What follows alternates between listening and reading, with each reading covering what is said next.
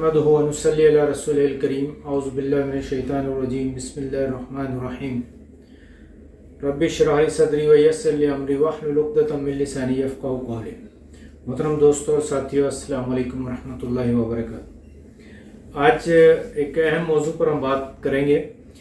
आम तौर पर बर्रे सगीर पाक व हिंद में आम लोगों का एक गलत फहमी उनमें पाई जाती है।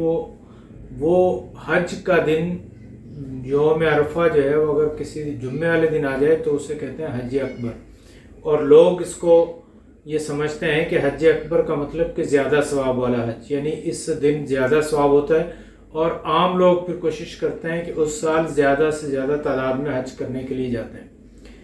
अगर हम नबी सल्लल्लाहु अलैहि वसल्लम की सीरत को देखें, अल्लाह ताला के कुरान को देखें, नबी सल्लल्लाहु अलैहि वसल्लम के फरमान को देखें, तो हमें पूरे ज़ख़ीरा हदीस में ऐसी कोई दलील नहीं मिलती जिसमें हज अकबर यानी यौम अरफा अगर जुम्मे का दिन है तो उसे हज अकबर कहा जाता हो, ऐसी कोई दलील नहीं। लिहाजा ये आम तौर पर जो मशहूर है ये एक गलत बात है और इसकी तसीह हमें कर लेनी चाहिए। बल्कि अफसोस का मकाम तो ये है कि हमारे पास जो फर्स्ट ईयर इंटर की जो बुक्स हैं उसमें भी ये हज अकबर यानी यौम अरफा जुम्मे के दिन हो तो उसे हज अकबर कहा जाता है। लेकिन हकीकत क्या है, आइए ज़रा हकीकत को देखते हैं।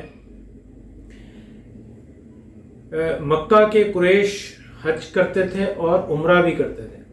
हम जिसे उम्रा कहते हैं वो उसे हज असगर कहते थे और हज को हज अकबर कहते थे। यानी उनके यहाँ हज की दो इकसाम थी। हमारे यहाँ जैसे हज और उम्रा किया जाता है तो वो एक हज करते जिसे हज अकबर कहते और दूसरा उम्रा करते जिसे हज असगर कहा करते थे।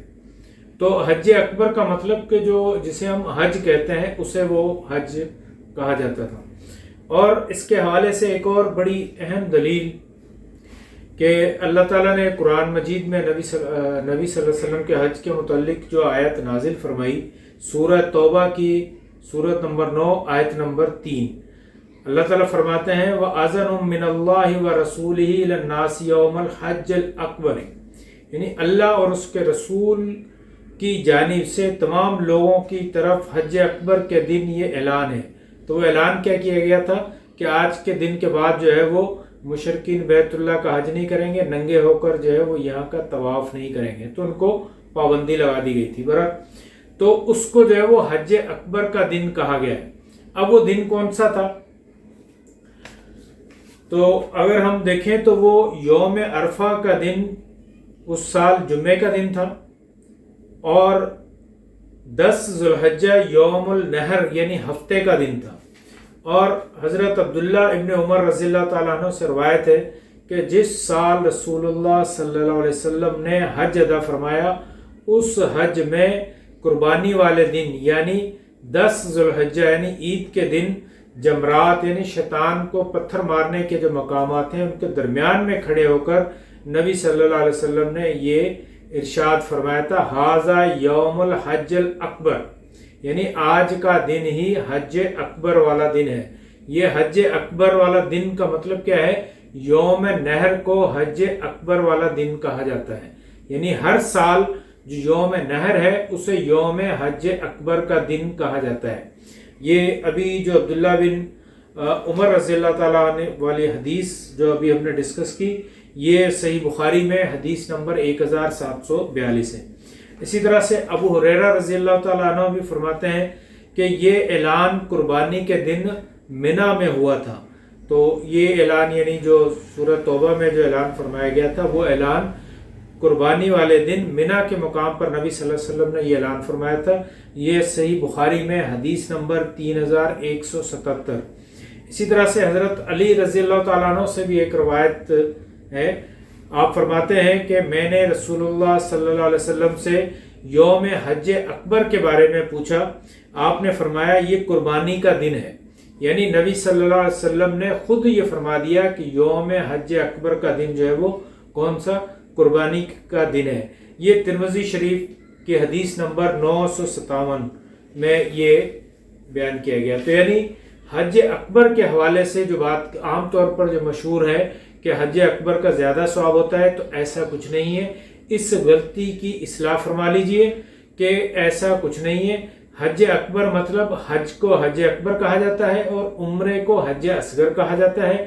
اور جو یوم حج اکبر کے دن کی جو بات کی گئی ہے وہ یوم حج اکبر جو ہے وہ قربانی کا دن یعنی یوم نحر یعنی 10 ذوالحجہ ہے اس کو. اور جو حج کا دن جو عام طور پہ کہا جاتا ہے وہ یوم عرفہ جو ہے وہ جو اس سے جو ہے وہ حج کا دن قرار دیا جاتا ہے. بہرحال یہ یوم حج اکبر جو ہے وہ یوم نحر ہوتا ہے, اسے یوم حج اکبر بھی کہا جاتا ہے جو کہ قربانی کا دن. اور نبی صلی اللہ علیہ وسلم نے جب اپنی زندگی میں ایک ہی حج کیا اس حج والے دن یہ دن جو ہے وہ ہفتے کے دن تھا یعنی سیٹرڈے کے دن. تو لہٰذا تمام حج جو ہیں وہ ایک ہی ثواب رکھتے ہیں. اس میں البتہ یہ ضرور ہے کہ حج مبرور یعنی وہ حج جو قبول ہو جائے اسے حج مبرور کہا جاتا ہے. یعنی جو حج کی تمام شرائط اگر ہم جہاں پڑھیں بکس میں تو وہ شرائط جب پوری کی جائیں یعنی حلال روزی سے کمایا جائے, اللہ کے لیے کیا جائے, تمام شعائر جو ہیں اس کو اچھی طرح سے پورا کیا جائے تو وہ پھر حج مبرور ہو جاتا ہے. حج مبرور مطلب کہ جو حج قبول ہو جائے. تو قبول حج ہونا اس طرح سے ہے کہ جیسے انسان آج پیدا ہوا یعنی اس نے آج تک کوئی گناہ کیا ہی نہیں. تو حج مقبول جو ہے حج مبرور جو ہے اس کا اجر یہ ہے کہ اس کے تمام پچھلے گناہ جو ہیں وہ اس میں معاف ہو جاتے ہیں. تو آج کے اس سیشن میں اتنا ہی. واللہ عالم بالصواب. آخر دعوانا الحمدللہ رب العالمین. السلام علیکم ورحمۃ اللہ.